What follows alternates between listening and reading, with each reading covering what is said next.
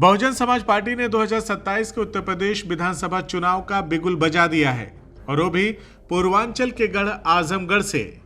Baspa supremo और उत्तर प्रदेश के पूर्व मुख्यमंत्री मायावती के जन्मदिन को इस बार सिर्फ जश्न तक सीमित नहीं रखा गया, बल्कि इसे चुनावी शंखनाद में तब्दील कर दिया गया। मायावती के जन्मदिन पर पूरे प्रदेश में पहला टिकट घोषित कर बसपा ने साफ संदेश दे दिया है कि 2027 की लड़ाई अब शुरू हो चुकी है। यह पहला टिकट आजमगढ़ की दीदारगंज विधानसभा सीट से बसपा नेता अबुल कैस आजमी को दिया गया है, जहां फिलहाल समाजवादी पार्टी का विधायक काबिज है।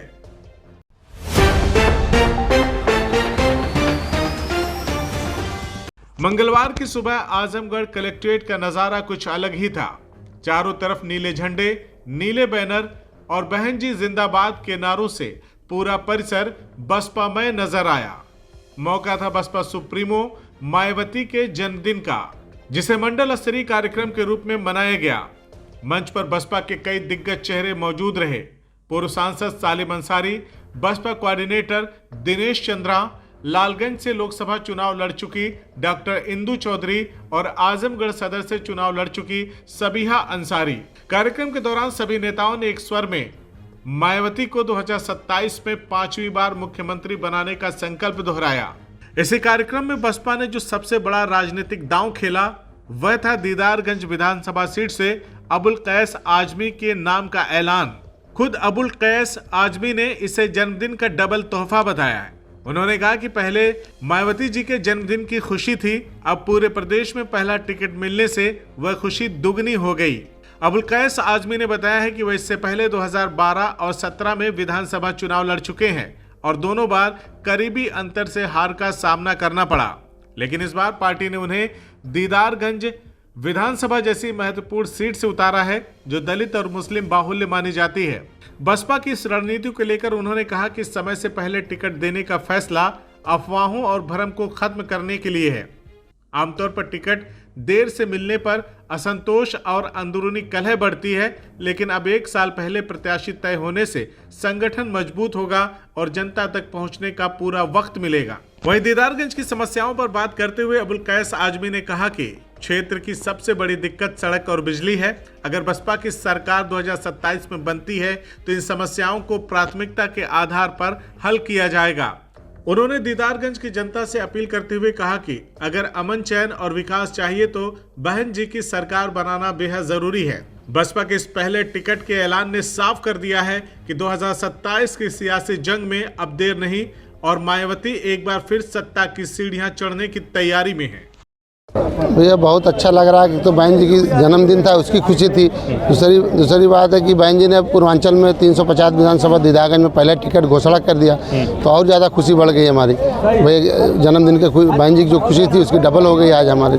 और इसके पहले भी आपने चुनाव लड़ा है? और हाँ, 2012 में लड़ा था फूलपुर विधानसभा, तो 411 वोट से मैं हार गया था। अच्छा। फिर उसके बाद 2017 लड़ा तो 1700 से हार गया।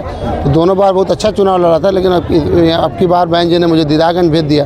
पार्टी ने जो आप पे भरोसा किया, क्योंकि पूरे प्रदेश में पहले टिकट की घोषणा आपकी हुई है, तो उस भरोसे पे खरा उतरने के लिए आपका क्या प्रयास? मैं अपने समाज से लेकर हर समाज में जाऊंगा। 1 साल का मौका है, किसी भी तरह से ये 350 विधानसभा में बहन जी की झोली में डालूंगा।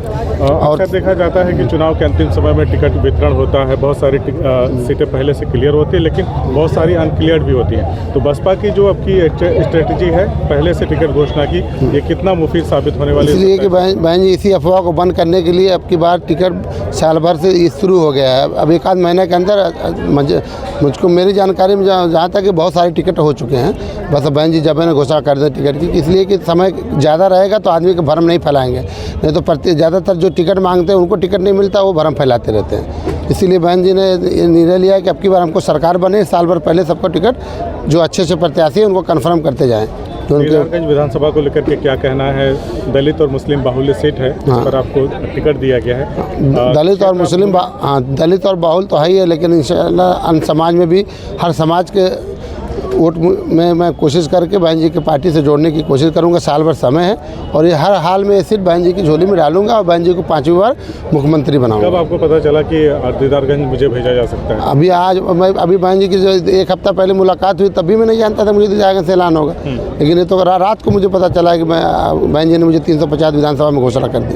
दीदारगंज की कुछ समस्याओं की अगर मैं बात करूं तो आपके संज्ञान में कुछ है कि वहाँ क्या क्या चीज़ें हैं, और अगर आपको जनता ने मौका दिया तो फिर? वहाँ सबसे बड़ी समस्या लाइट और रोड की है। रोड की समस्या है, अगर बहन जी की सरकार बनी तो रोड की समस्या की मैं पूरी कोशिश करूँगा कि ख़त्म हो जाए वहाँ। दीदारगंज के लोगों से किस तरह के सहयोग की अपेक्षा रहेगी? दीदारगंज के लोगों से यही कह रहा हूँ कि अगर अमन और चैन चाहिए तो बहन जी की सरकार बनाना बहुत ज़रूरी है। CIB इंडिया न्यूज़ की सभी खबरों को देखने के लिए लाल रंग की बटन को दबाकर चैनल को सब्सक्राइब जरूर करें, घंटी जरूर दबाएं ताकि हमारी सभी खबरों के नोटिफिकेशंस आप तक पहुंचते रहें।